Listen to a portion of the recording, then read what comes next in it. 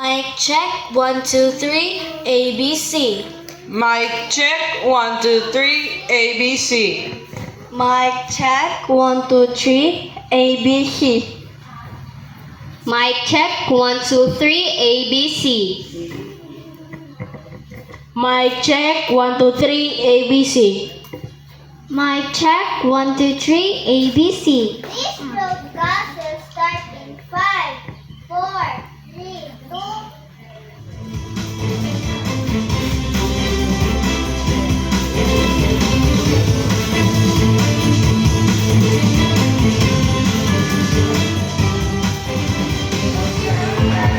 Good afternoon, Davao. Good afternoon, Davao del Sur.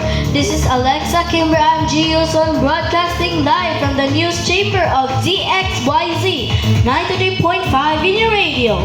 Stay tuned for today's hot news. Take case in Metro Cebu. Finlayson Squirrel. ICC denies Duterte appeal in way for possible trial. Trillanes links BP Sara's family to alleged drug lord payouts amid impeachment drive. Trump declares ceasefire tension with Iran. Thick haze in Metro Cebu. Here is Therese Capadilla for more reports. Metro Cebu is now undergoing a thick layer of haze, affecting the visibility and air quality across Cebu. According to reports, this is primarily caused by a mix of factors, including weather patterns and wind directions that trap the pollutants.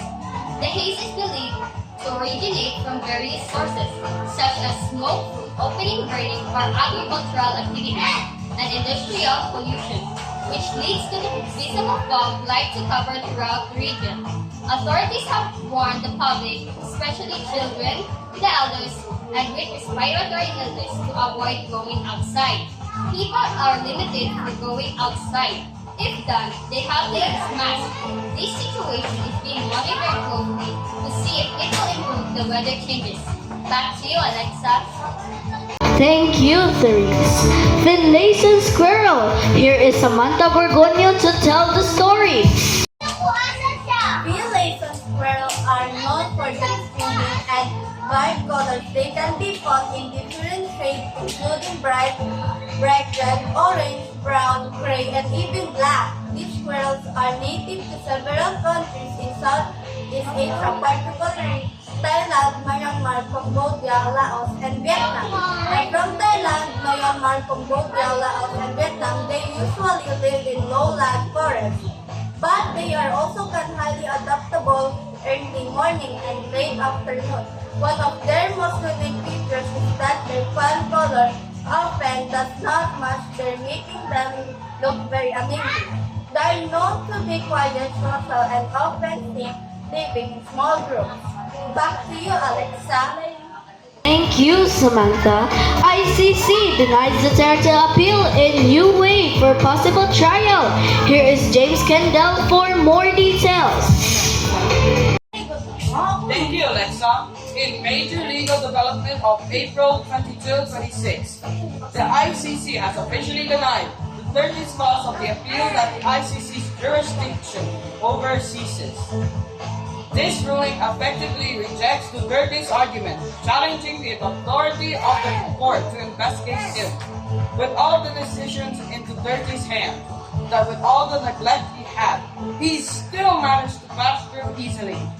And with also the trial in his hands, that if the government charges, it will lead to a more public trial where Duterte will face a lot of allegations and crimes.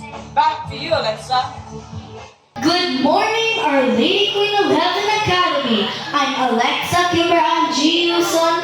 And I'm James Kendall. Our top story today, while many students are at home, some are back on campus for exciting summer classes. That's right, from campus journalism, reading, writing, to math games. A lot is happening right now. Sophia is live on campus to show us what's going on. Sophia, what is the latest? Thanks, Alexa and James. I'm standing outside the kindergarten room, where summer learning is in full swing. This year, over 27 students are participating in our summer Teachers say these classes help keep brain sharp while having a ton of fun stuff. Teacher, what do you like about teacher summer classes? I love these classes because we get to do monster projects that we don't always have time during our regular school year. Back to you at the desk, Alexa. Thanks, Sophia. It looks like everyone is having a blast. We're now back. Time check. It's now 3:20 in the afternoon.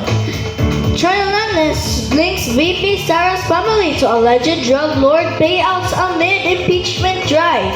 Here is Nathan Secretaria for more details. Trillanes links VP Sara's family to alleged drug lord. Former Senator Antonio Trillanes has leveled serious allegations claiming that the family of Vice President Sara Duterte received money from drug lords. During the proceedings, he presented documents and testimonies suggesting that these illegal funds were allegedly coursed through specific individuals and foundations reportedly connected to the Duterte family.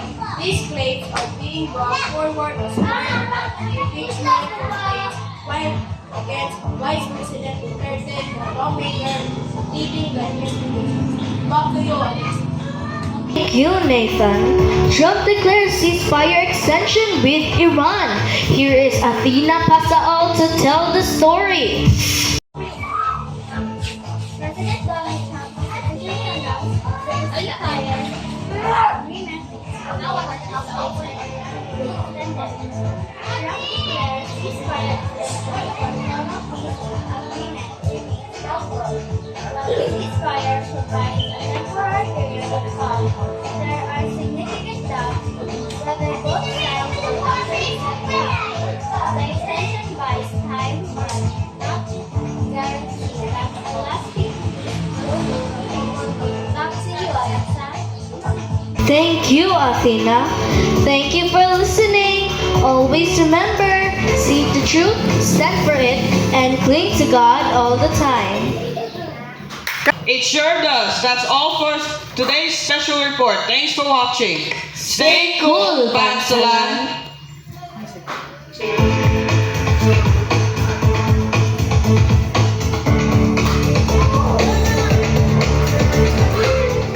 We're now back. Time check. It's now 2:30 in the afternoon.